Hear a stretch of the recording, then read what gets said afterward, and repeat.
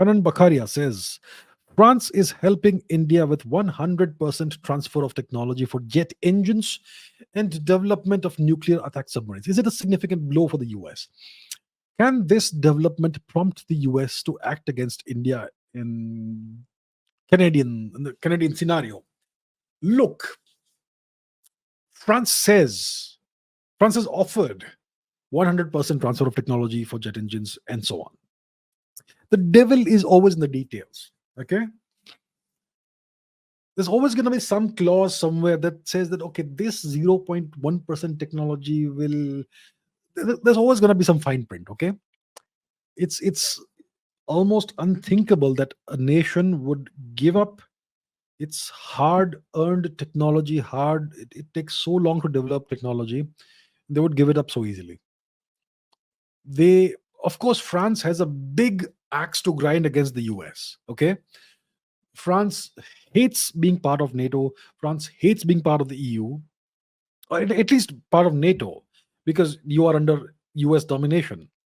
France is the only nation in Europe that still has some kind of a quasi independent foreign policy.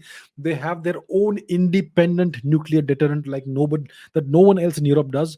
The UK doesn't have an independent nuclear deterrent. Okay, the big red button isn't there in London; it's in Washington D.C.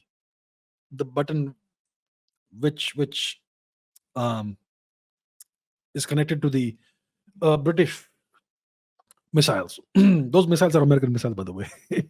So France is the only nation with somewhat of an indifferent foreign policy. Now, the Americans have, let's say, shafted France multiple times. The Australians were supposed to buy French submarines. The Americans forced the Australians to kill the deal and buy American submarines that will be delivered in what, 2087 or something, 2030s, 2040s, 10, 20 years from now. So that has really angered the French, clearly, no doubt. Um, so the French would certainly want to work together with India and do something that displeases the Americans. And of course, if it helps the French financially, why not? Why not do that? So I'm sure India will be willing to pay good money for this technology. The question is, will we get the full technology, full 100% TOT?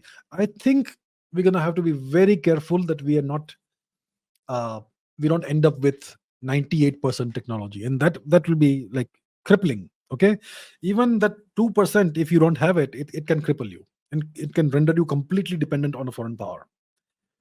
um there is that. So the jet engine is a critical piece of technology for India. We anyhow need jet engine technology. I don't care how we get it. We buy, beg, borrow, or steal it. We need that jet engine technology. Without this jet engine technology, our Tejas fighter program is useless. Right now, we are having to buy American jet engines, and now they're trying to delay that. The Americans are trying to put pressure on India by delaying the delivery of jet engines. So we may have the airframe, everything, but no engines. And what the hell do you do with it, right? Um.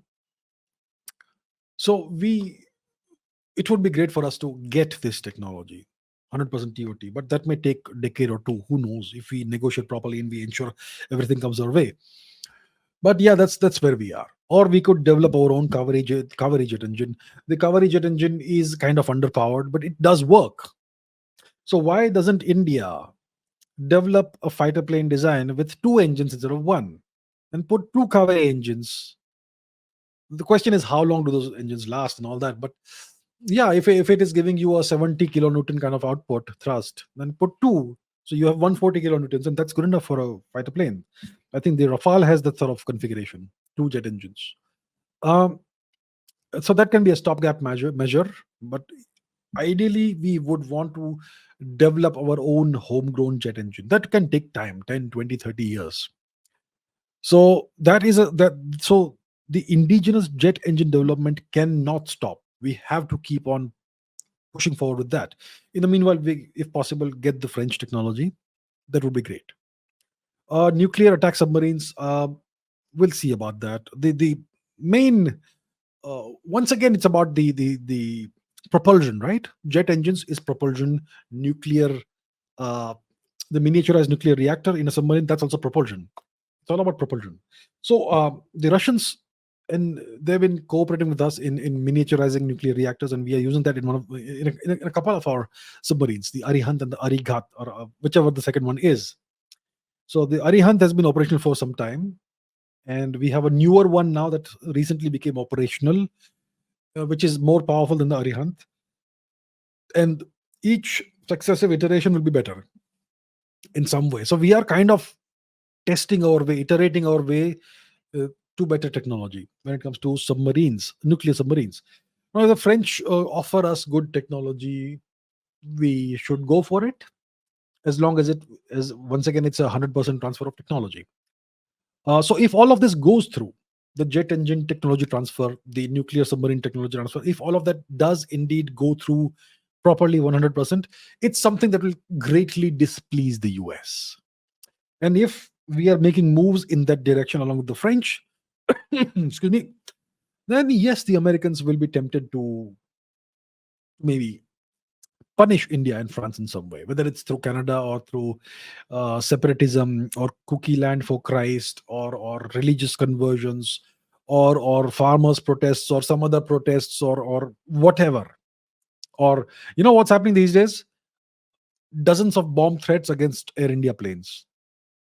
Okay, somebody is orchestrating this worldwide. Who, I guess?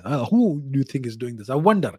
I will not venture a guess because I have no information. But from the pattern and from the current context and scenario, who do you think is behind this? Do you think it's some stupid teenagers from within India who are making prank calls? You can spoof a call from within India from anywhere in the world. So I think there's a concerted uh, effort going on to put India under pressure. So yeah, if India and France go ahead with this, I think both nations could be punished in a variety of ways.